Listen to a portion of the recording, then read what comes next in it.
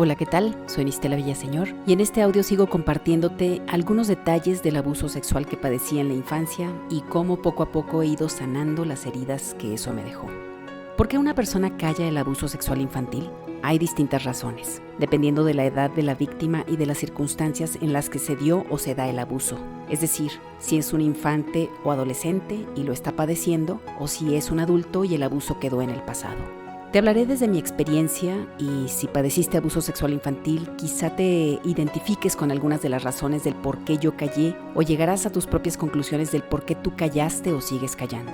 Espero, de todo corazón, que esto te ayude mucho. Las dos personas que abusaron de mí eran familiares por parte de mi madre.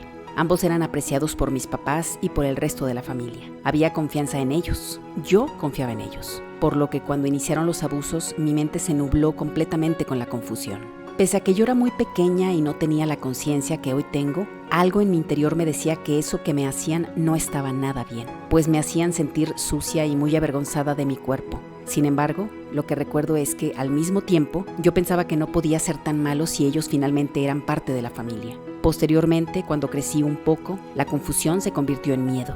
Algo me decía que tenía que decírselo a mis padres. No recuerdo si se lo platiqué a alguna amiga de la primaria o si se lo dije a alguien más y esa persona me aconsejó que hablara. Honestamente no lo recuerdo. Lo que sí recuerdo es que durante mucho tiempo sentí la necesidad apremiante de hablarlo, pero nunca lo hice. ¿Por qué no lo hice? Por varias razones. La primera, porque me sentía muy culpable. Tenía miedo de que mi mamá me dijera que yo lo había provocado y que además se generara un conflicto mayor en la familia, o que los abusadores lo negaran y que algunos no me creyeran y sí les creyeran a ellos. Tenía terror de que me juzgaran de niña pervertida y me rechazaran. Hay una parte del abuso sexual infantil que es muy dolorosa, pero de la que es urgente hablar. Algunos abusadores que han sido confrontados por sus víctimas o los padres de estas se defienden diciendo que el niño o niña los provocó o los sedujo, o que simplemente no ponía resistencia, lo cual les hacía creer que al infante le agradaba ser abusado.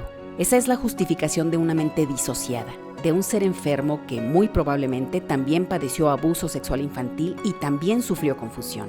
No obstante, y muy desafortunadamente, esa persona lo volvió normal para él y quiso hacerlo así en otros. Nunca lo sanó y encima creyó o sigue creyendo que lo que hace está bien y que no lastima a nadie.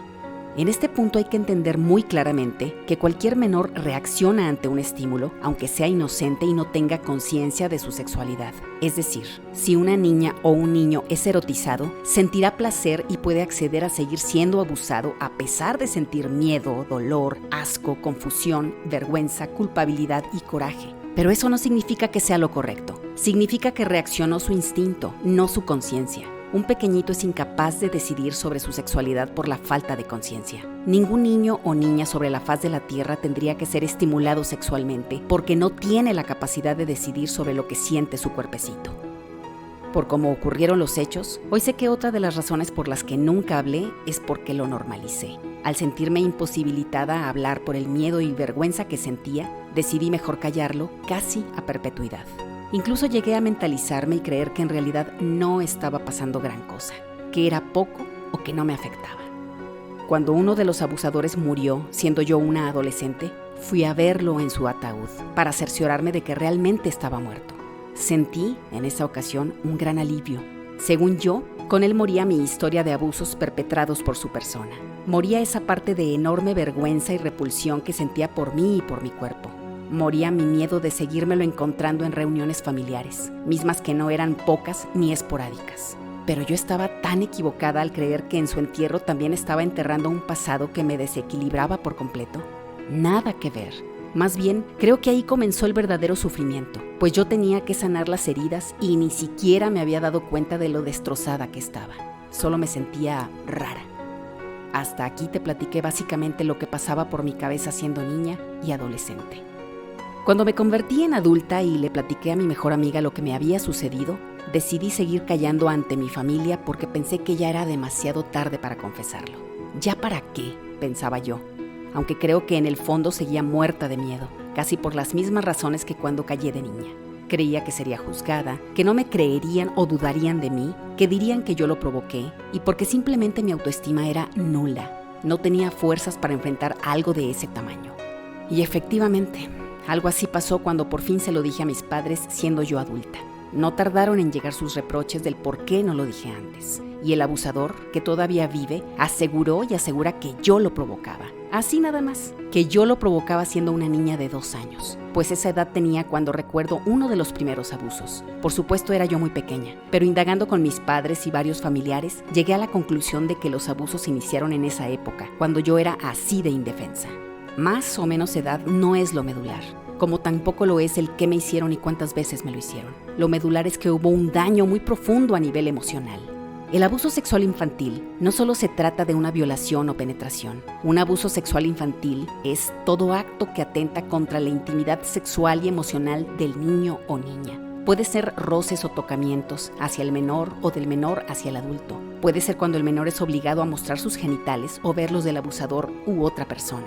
Puede ser cuando es expuesto a ver pornografía en cualquier medio o a ver y o escuchar actos sexuales en vivo o cualquier contenido sexual. No importa si el abuso fue una sola vez o muchas. Pero uno de los peores abusos que sufre la víctima es cuando no le creen, cuando sus padres o posibles defensores dudan de su palabra o cuando la refutan por completo. Eso es terrible para muchas de las víctimas de abuso sexual infantil. Generalmente pasan un tiempo sufriendo en soledad, sin poder hablar, y cuando por fin se atreven, el abusador tergiversa la versión y quienes lo rodean terminan creyéndole al abusador e invalidando la palabra de la víctima. Por supuesto, esto obedece a que quienes pudieran defender y dar contención a la víctima, sea un menor, un adolescente o ya un adulto, no tienen las herramientas para enfrentar un hecho de ese tamaño y prefieren ignorarlo y hacer como que no pasó nada, sumiendo en la peor de las desolaciones a la víctima. Hay una realidad que tiene una doble connotación, puede ser buena o mala. Esa realidad es que somos muchísimas las personas que hemos padecido abuso sexual en la infancia. Es mala porque son miles sufriendo, en ocasiones en silencio y por décadas, si no es que toda una vida. Es mala porque mientras no se haga frente al problema de forma adecuada, el abuso sexual infantil seguirá siendo uno de los peores males que aqueja a todo el mundo y que está acabando lenta y silenciosamente con la humanidad, generando depresión, ansiedad, adicciones, odio, venganza, suicidios y más abusos, en una cadena interminable que nos une de generación en generación con el dolor, el sufrimiento, el desasosiego y la desesperanza. Es una pésima realidad porque lo hemos normalizado y es más común que estos hechos se callen a que se denuncien. Por eso esta perversión no se frena y siguen cientos de miles de pederastas destrozando la vida de miles de inocentes. Lo único bueno de la realidad del abuso sexual infantil es que no estás solo, no estás sola.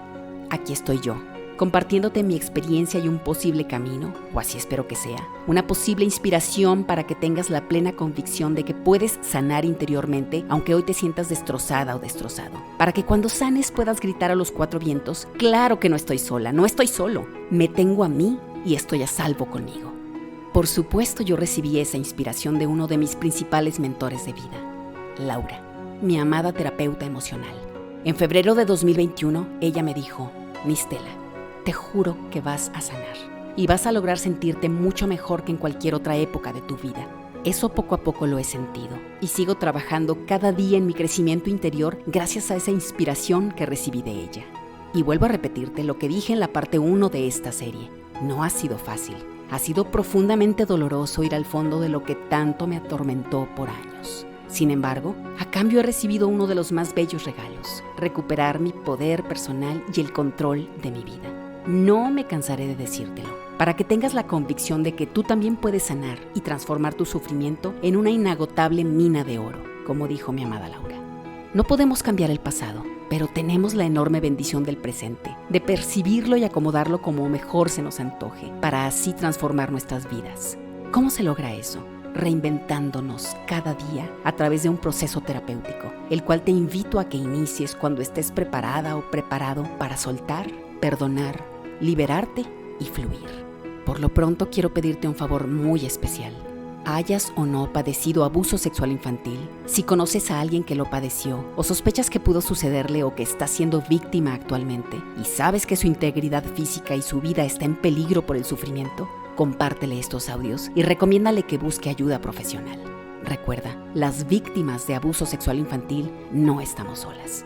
Muchas gracias por tu atención.